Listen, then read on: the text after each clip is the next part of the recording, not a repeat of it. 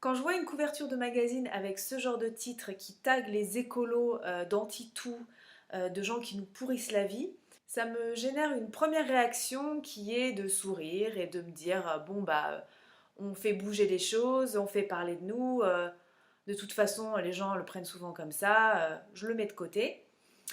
Et en fait ma deuxième réaction c'est de me sentir profondément en colère. Euh, Parce qu'en fait, je trouve ça complètement déplacé de taguer les écolos de rabat-joie et de gens qui pourrissent la vie.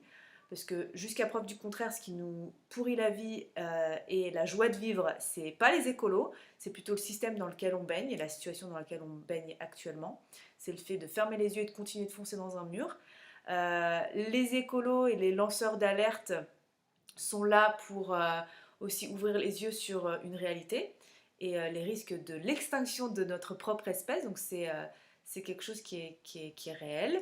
Le changement climatique, la destruction des écosystèmes, enfin c'est pas inventé de nulle part. C'est une réalité qu'on expose pour nous pousser à la changer et faire quelque chose de mieux. L'objectif c'est pas de pourrir la vie des gens. Et en fait je trouve ça extrêmement déplacé parce que quand on est militant, on le fait pas à la base pour faire chier les gens. On le fait pour porter un message, pour soutenir une cause et aller dans une direction qui nous semble plus juste. Et ça m'a donné envie ce matin de parler du burn-out militant, qui est le burn-out appliqué au milieu militant. Le burn-out, c'est une situation d'épuisement physique, émotionnel, mental qui résulte d'une situation professionnelle particulièrement stressante ou exigeante. Et appliqué au milieu militant, c'est tout simplement l'épuisement face à notre engagement. Et pour moi, il y a plein de facettes de ce burn-out militant.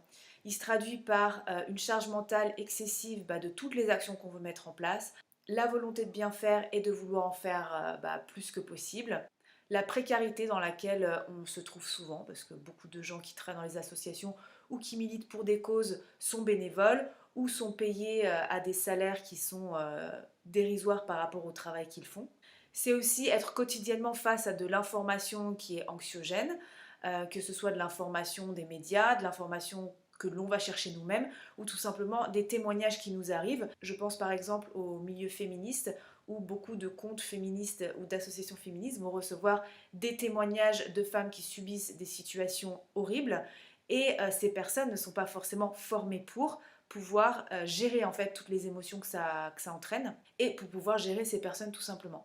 Il y a bien sûr la fatigue de l'engagement, la sensation aussi de culpabilité qui vient souvent dans l'impression de ne pas faire assez, de se sentir impuissant, ou de parfois, dans notre quotidien, faire des choses qui peuvent être prises comme une contradiction par rapport à nos propres valeurs, à nos envies, à nos convictions. C'est tout ce package, et j'en passe, qui mène à ce burn-out militant. Et personnellement, pour côtoyer le secteur associatif depuis une dizaine d'années maintenant, j'ai vu à la fois le côté bénévole, j'ai vu le côté salarié et j'ai vu le côté hors associatif, plus dans mon métier de blogueuse, de sensibilisatrice à l'environnement. Et en fait, quelle que soit la posture qu'on a, on peut être susceptible de craquer.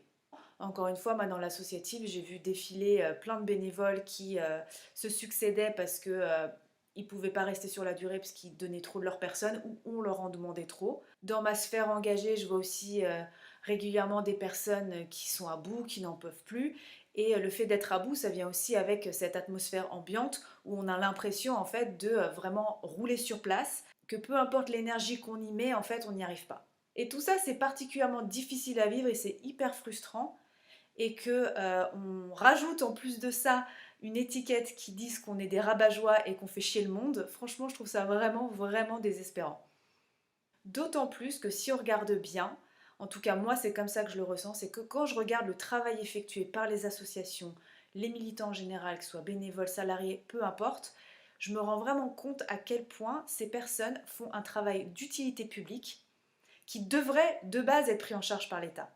Que ce soit des nettoyages, que ce soit préserver des écosystèmes, soutenir des femmes qui subissent des violences, soutenir des personnes racisées, soutenir des personnes homosexuelles ou non-genrées, etc. Enfin, toutes les personnes qui peuvent subir des violences physiques ou morales, tout ce qui est en lien avec la préservation des écosystèmes, avec le bien-être animal, voilà, social, animal, environnemental, tout ce que vous voulez, pour moi, c'est vraiment des choses qui sont hyper importantes dans notre société. Et sans toutes ces personnes, sans tous ces militants, sans tous ces bénévoles, sans toutes ces personnes engagées, franchement, notre monde, il serait pas bien joyeux.